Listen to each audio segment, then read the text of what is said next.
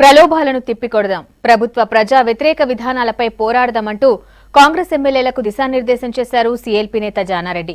Party ఫిరాయింపులే ప్రధాన ఎజెండాగా జరిగిన సీఎల్పీ మీటింగ్లో ఎమ్మెల్యేలకు సీరియస్ గా సూచనలు చేశారు జానారెడ్డి.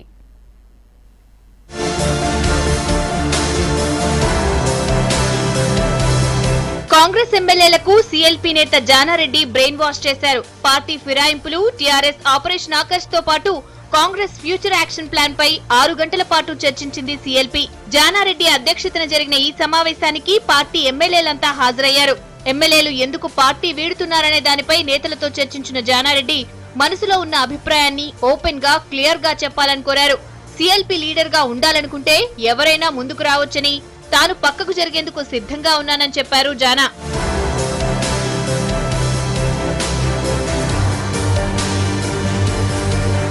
కాంగ్రెస్ ఎమ్మెల్యేల నియోజకవర్గాల అభివృద్ధి, ప్రభుత్వం ఇస్తున్న నిధులు, మంత్రుల నుంచి అందుతున్న సహకారంపై ఆరా తీశారు సీఎల్పీ నేత.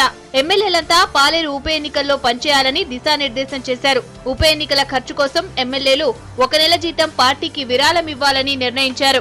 కాంగ్రెస్ పార్టీకి సంబంధించిన శాసనసభ్యులను చేర్చుకొని ఎన్నికల మేనిఫెస్టోలో చెప్పిన అంశాలు అమలు చేయలేకనే ఇలాంటి కార్యక్రమాలకు పాల్పంటుందన్న విషయాన్ని మీడియా మిత్రుల ద్వారా ప్రజానికానికి తెలియజేస్తూ, మేమంతా కూడా అంటే సీఎల్పీలో ఉన్నటువంటి ఎమ్మెల్యేలము, ఎమ్మెల్సీలము, ఎంపీలము అంతా కూడా 1 నెల శాలరీని మేము వాళ్ళ యొక్క ఎన్నికల ఖర్చుల కింద కాంగ్రెస్ పార్టీ తరఫున ఖర్చు పెట్టడానికి అని చెప్పి ఏకగ్రీవంగా ఈరోజు తీర్మానించడం జరిగిందన్న విషయాన్ని కూడా మీ దృష్టికి తెలియజేస్తూ, కరువు పరిస్థితులపై ఎమ్మెల్యేలంతా కలిసి పోరాడాలని జానారెడ్డి సూచించారు. ఆర్డీఎస్ ప్రాజెక్టు పురోగతిని ప్రభుత్వం నిర్లక్ష్యం చేస్తోందంటూ మే 9వ తేదీన 10,000 మంది రైతులతో ధర్నా చేయాలని సీఎల్పీ నిర్ణయించింది. ప్రాణం ఉండగా టీఆర్ఎస్ లో చేరనని చెప్పిన జానారెడ్డి ప్రభుత్వ ఒత్తిళ్లకు ఎట్టి పరిస్థితుల్లో లొంగొద్దని ఎమ్మెల్యేలకు సూచించారు.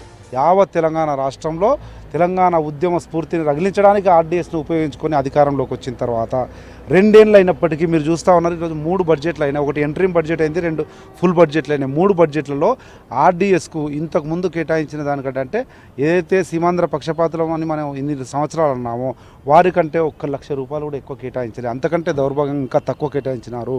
నేను ఈరోజు ఆర్డీఎస్ దగ్గర 10,000 మంది రైతులతో ఆ ప్రాంత శాసనసభ్యుడిగా బాధ్యత గల ప్రజాప్రతినిధిగా నేను దీక్ష చేయబోతా ఉన్నా.